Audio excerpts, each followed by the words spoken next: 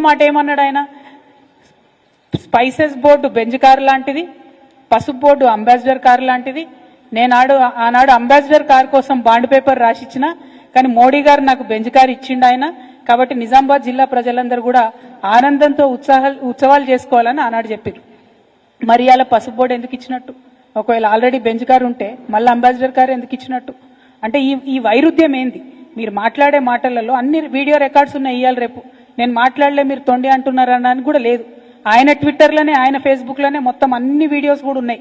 ఏది? అరవింద్ గారు వేస్ట్, పసుపు బోర్డు కాలం అయిపోయింది, పసుపు బోర్డు కాలం చెల్లిపోయింది, పసుపు బోర్డుతో అయ్యేది లేదు పోయేది లేదు, కాబట్టే స్పైసెస్ బోర్డు చాలా బాగుందని ఆయన బాకా ఊదిన వీడియోలు అన్ని కూడా ఉన్నాయి.